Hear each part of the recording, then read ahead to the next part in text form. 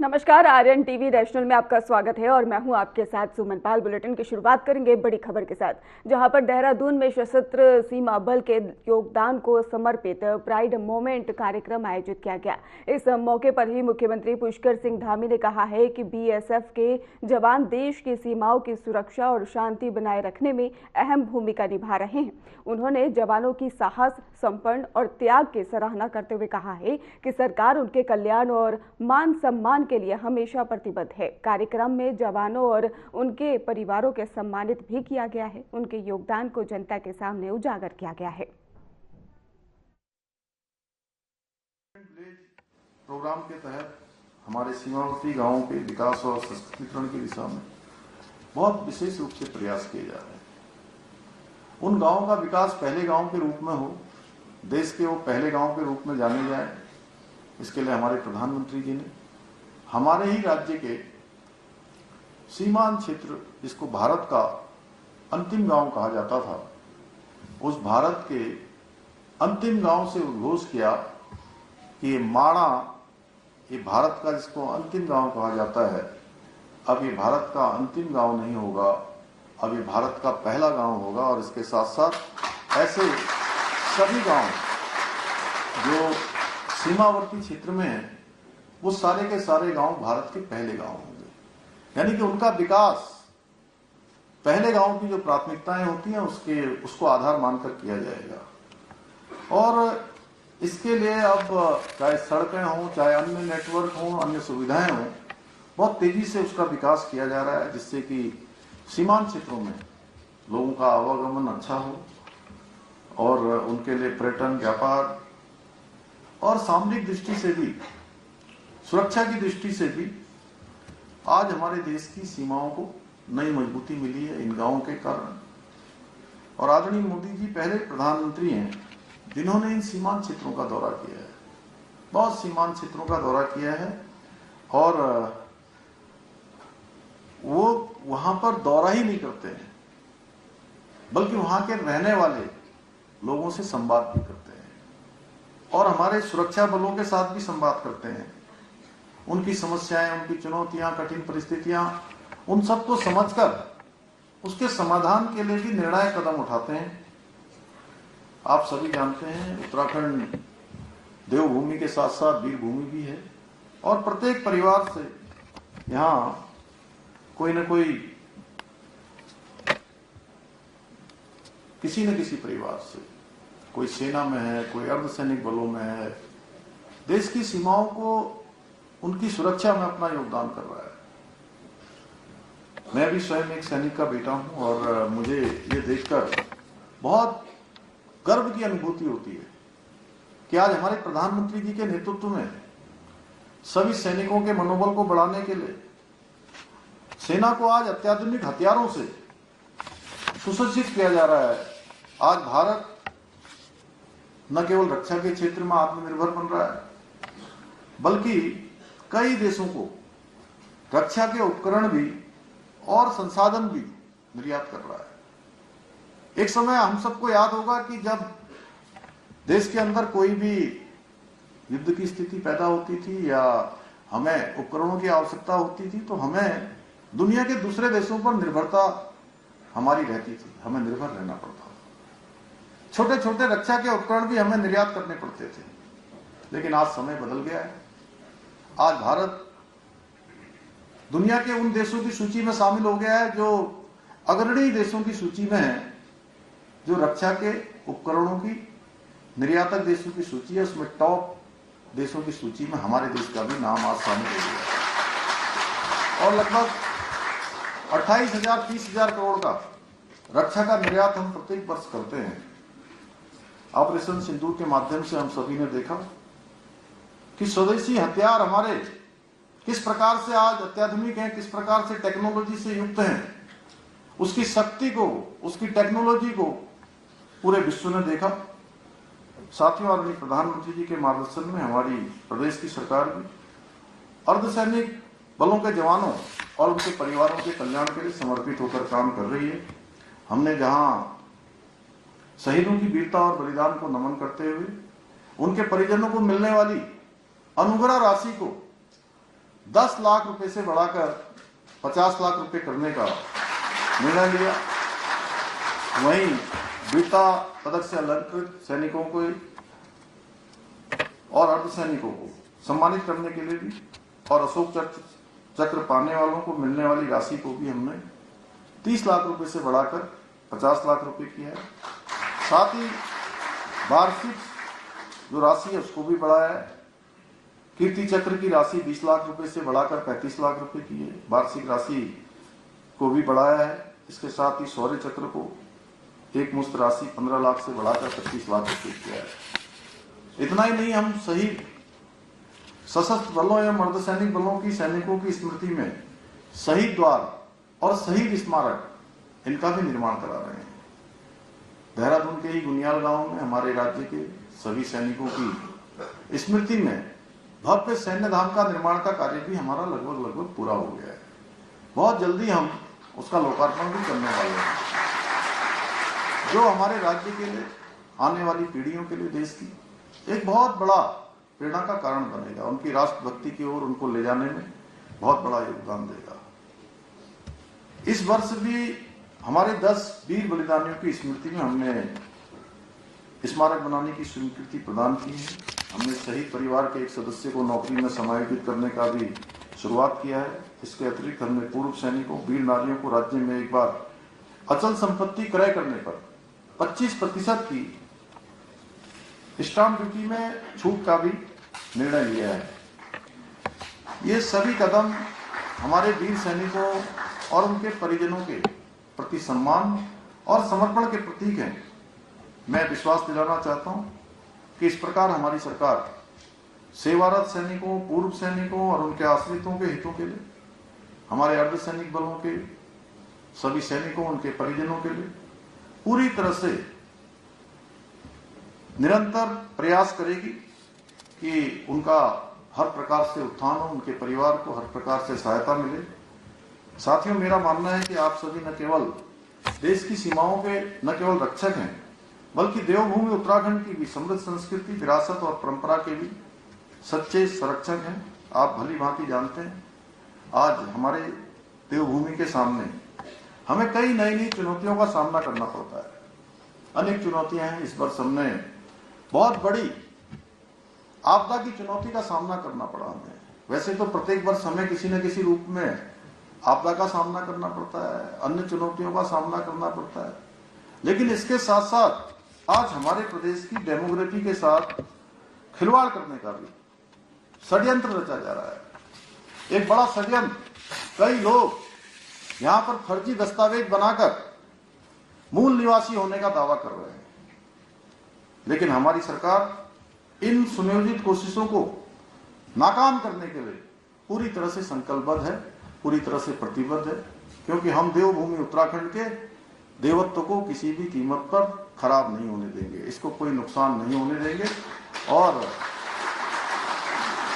हमारे बच्चों को आने वाले समय में हम उनको असुरक्षित उत्तराखंड नहीं सौंपना चाहते, उनको हम विरासत में असुरक्षा का भाव नहीं देना चाहते हैं, उनके भविष्य को सुनहरा देना चाहते हैं, उनको एक अच्छा उत्तराखंड देना चाहते हैं।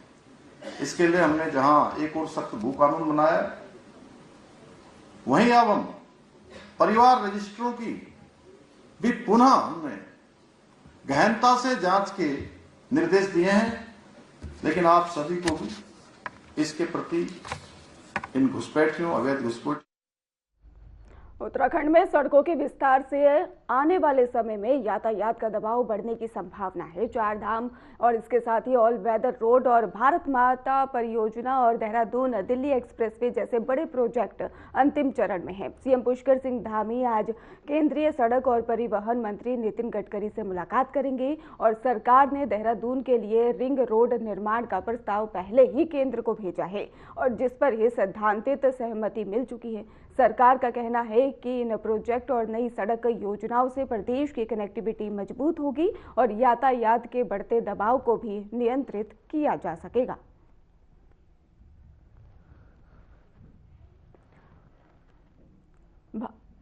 तो आपको बता दें, भारत माला प्रोजेक्ट से यातायात दबाव बढ़ेगा और इसके साथ ही यातायात दबाव बढ़ने जा रहा है और देहरादून दिल्ली एक्सप्रेसवे अंतिम चरण में है। रिंग रोड प्रस्ताव पर केंद्र की सहमति भी देखने को मिलेगी और सीएम दिल्ली में ही केंद्रीय सड़क मंत्री से बैठक भी करेंगे। विकास को गति देने के लिए नई योजनाएं तैयार की जा रही हैं।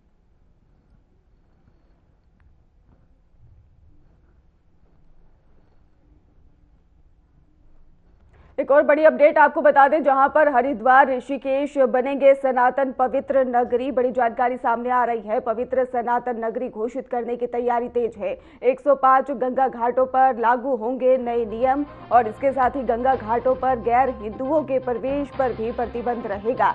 बड़ी अपडेट, देश में पहली बार लागू होगा समान धार्मिक बायलाज और श्री गंगा सभा की लंबे समय से चली आ रही मांग भी पूरी होगी। तो मुख्यमंत्री ने प्रस्ताव को सैद्धांतिक सहमति दे दी है। बड़ी अपडेट, जहां पर देश में पहली बार लागू होगा समान धार्मिक बायलाज। पवित्र सनातन नगरी घोषित करने की तैयारी तेज कर दी गई है। हरिद्वार ऋषिकेश बनेंगे सनातन पवित्र नगरी और पवित्र सनातन नगरी घोषित करने की तैयारी तेज है। 105 गंगा घाटों पर लागू होंगे नए नियम और गंगा घाटों पर गैर हिंदुओं के प्रवेश पर भी प्रतिबंध। मुख्यमंत्री ने प्रस्ताव को सैद्धांतिक सहमति दी।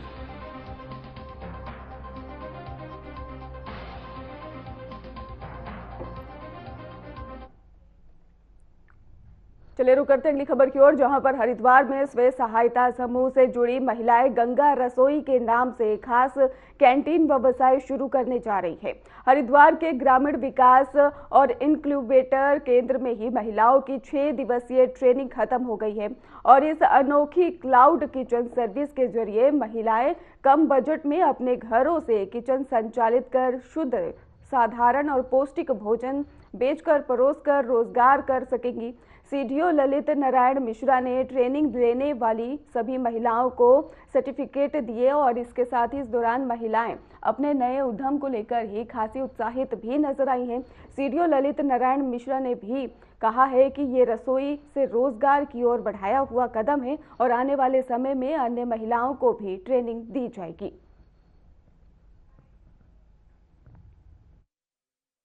मैम और सर द्वारा जो हमें ये ट्रेनिंग दी गई, मतलब खाना तो हम घर से ही बनाते थे, घर में ही बनाते थे, पर यह है कि हमें भी थोड़ा मतलब सम्मान प्राप्त हुआ उनके द्वारा।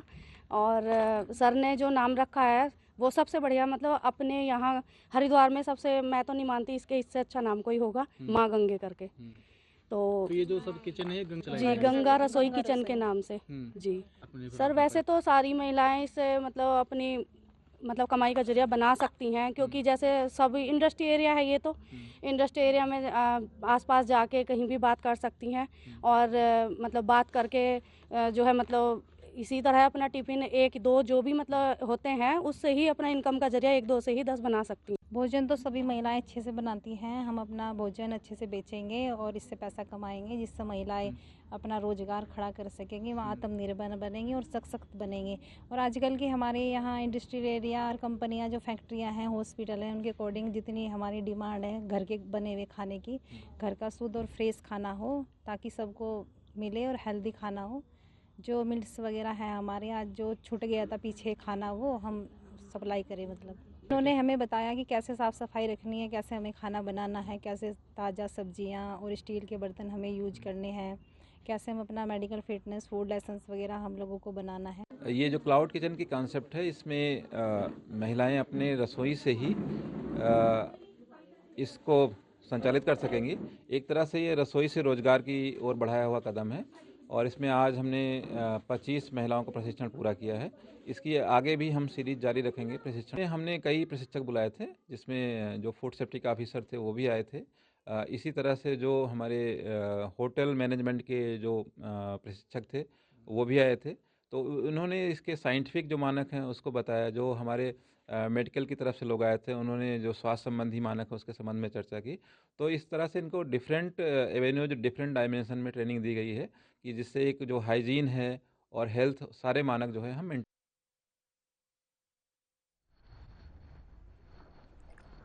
और इसी खबर पर हमारे साथ हमारे सहयोगी आशीष डोभाल हमारे साथ जुड़ चुके हैं। आशीष, महिलाओं ने गंगा रसोई कैंटीन सर्विस शुरू की है, क्या खास है इस सर्विस में?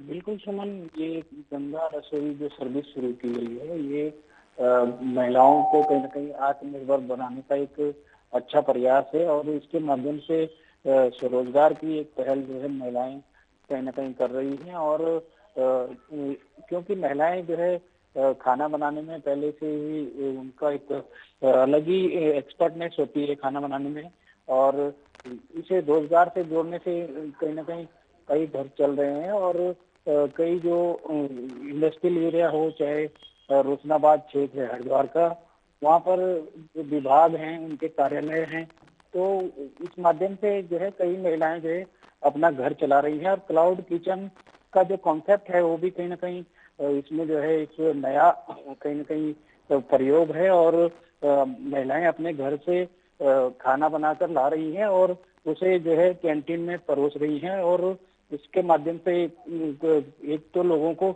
स्वच्छ और खाना मिल रहा है, और इसके साथ साथ घर का बना हुआ खाना मिल रहा है, तो उससे कहीं ना कहीं एक हेल्थ भी लोगों की देखी जा रही है इसके माध्यम से। और अच्छा ये प्रयास जो है गंगा रसोई की तरफ से किया गया है। बिल्कुल आशीष डोभाल, सर्टिफिकेट भी वितरित किए गए महिलाओं को, किस तरीके के सर्टिफिकेट है और क्या क्या सुविधाएं उनको अब मिलने जा रही है? बिल्कुल, उनको FSSAI का जो सर्टिफिकेट कैसे बनाना है वो सब चीजें बताई गई हैं। और गंगा रसोई जो है कहीं ना कहीं स्वरोजगार की मिसाल एक तरह से पेश कर रही है, और लोगों को स्वच्छ और घर का खाना भी जो है मिल रहा है। और जो महिलाएं हैं वो विभिन्न क्षेत्रों में जो जाकर जो है अपनी रसोई चला रही हैं, और उससे अपना परिवार भी चला रही हैं, लोगों को अच्छा खाना भी मिल रहा है जी।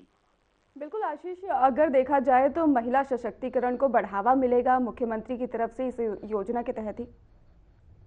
बिल्कुल, ये महिला सशक्तिकरण है और स्वरोजगार को कहीं ना कहीं बढ़ावा देने की पहल है। और गंगा रसोई इस पहल को की मुहिम को आगे बढ़ाते हुए दिख रही है, और विभिन्न क्षेत्रों में जाकर, चाहे कलेक्ट्रेट हो या आसपास का जो इंडस्ट्रियल एरिया है, वहाँ पर जाकर के अपना जो फूड कैंटीन चलाकर कहीं ना कहीं लोगों को घर जैसा खाना भी उपलब्ध हो रहा है और महिलाओं को रोजगार भी मिल रहा है। तो इससे महिला सशक्तिकरण के साथ साथ स्वरोजगार की एक जो मुहिम है मुख्यमंत्री पुष्कर सिंह धामी की तरफ से जो तमाम योजनाएं महिलाओं के लिए चलाई जा रही है, तो उसका ये भी उसी का एक कहीं ना कहीं हिस्सा है। और इसको जिला प्रशासन की तरफ से भी सहायता प्रदान की जा रही है, और ये कैसे कैसे अपने लाइसेंस बनाएं और वो भी ट्रेनिंग इन सबको दी जा रही है, ताकि उनको जो है कोई दिक्कत ना हो, और जो उनका खाद्यान्न है, जो भी खाना बना रहे हैं, वो मानकों के अनुसार कहीं ना कहीं अच्छा हो और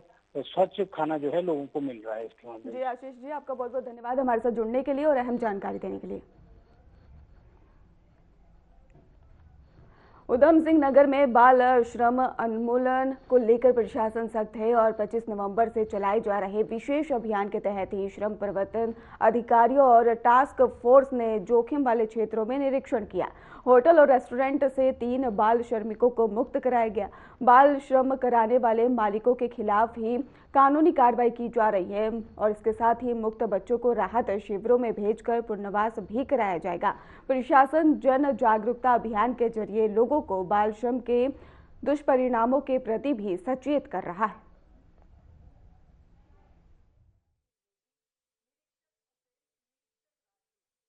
देखिए, बाल श्रम उन्मूलन के लिए सरकार के द्वारा दिशा निर्देश समय समय पर जारी किए जाते हैं, और हमारे यहाँ अभी नवंबर में एक शासन से निर्देश जारी हुए थे।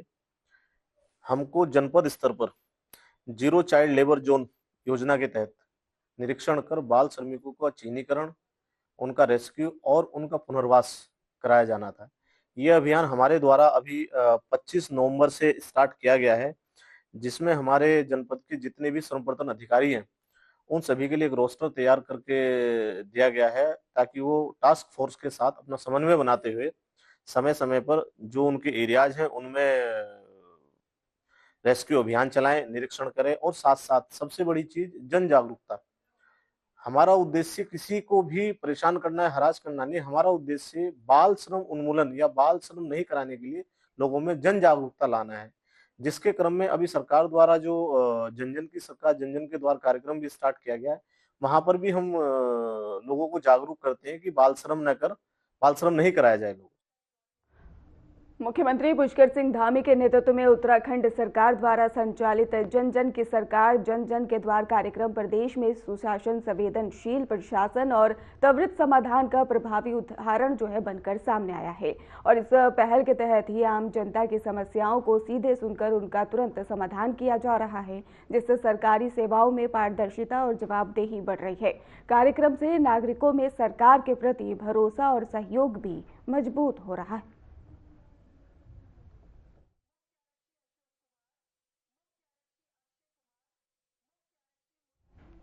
देहरादून शहर में शीतलहर और घने कोहरे का प्रकोप लगातार जारी है। सुबह के समय शहर और आसपास के इलाकों में दृश्यता बेहद ही कम हो गई है, जिससे कि यातायात प्रभावित हो रहा है। लोगों को सड़क पर सावधानी बरतने की लगातार सलाह दी गई है और मौसम विभाग ने जानकारी दी है कि यह स्थिति अगले कुछ दिनों तक बनी भी रह सकती है। तो देहरादून से आपको खबर बता रहे हैं, जहां पर शीतलहर और घने कोहरे का कहर साफ तौर पर देखने को मिल रहा है।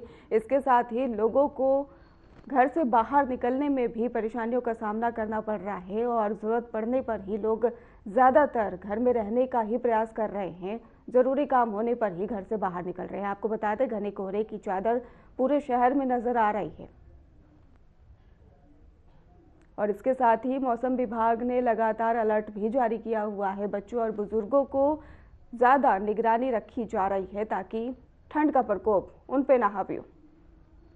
और इसी खबर पर हमारे साथ हमारे सहयोगी आशीष डोभाल हमारे साथ जुड़ चुके हैं। आशीष, देहरादून में कोहरे की एक परत देखने को मिल रही है, जिसके चलते जनजीवन अस्त व्यस्त हो गया। बिल्कुल सुमन, जो लगातार जो कोहरा है, चाहे EQI है, देहरादून का जो है लगातार जो है खराब होता जा रहा है और बारिश न होने के कारण जो सूखी ठंड पड़ रही है उसका सीधा असर लोगों के स्वास्थ्य पर पड़ रहा है और जो ठंड है वो भी जो है बढ़ती ही जा रही है। दिसंबर महीना भी बिना बारिश के गुजर गया और अब जनवरी की 5 तारीख आज हो चुकी है और सुबह के समय कोहरा इतना लग रहा है कि धूप की किरणें भी कम ही निकल रही हैं और 10-11 बजे के बाद धूप कहीं ना कहीं आसमान में आज दिखाई दी है और दिन में हालांकि आज मौसम साफ है और जो बारिश न होने के कारण जो दिक्कतें हैं लोगों की वो बढ़ती ही जा रही है। जो सांस की मरीज हैं, तमाम जो खांसी जुकाम और जो ऐसे जो मरीज हैं उनकी संख्या हॉस्पिटलों में भी बढ़ती जा रही है और लगातार जो पहाड़ी क्षेत्रों में हालांकि हल्की बर्फबारी भी 1-2 दिन पहले हुई थी, लेकिन जिस हिसाब से मौसम का जो मिजाज बदला है वो कहीं ना कहीं चिंता बढ़ा रहा है। चाहे पहाड़ों में से जो पाला है वो भी लोगों को परेशान कर रहा है, वाहन चालकों की दिक्कतें बढ़ा रहा है और मैदानी क्षेत्र में जो कोहरा और धुंध लग रही है उससे जो वाहन चालक है उन्हें आवाजाही में कहीं न कहीं दिक्कतों का बहुत सामना करना पड़ रहा है। जी आशीष, फिलहाल आपका बहुत बहुत धन्यवाद हमारे साथ जुड़ने के लिए और अहम जानकारी देने के लिए। फिलहाल खास बुलेटिन में बस इतना ही। आप देखते रहिए RN TV नेशनल।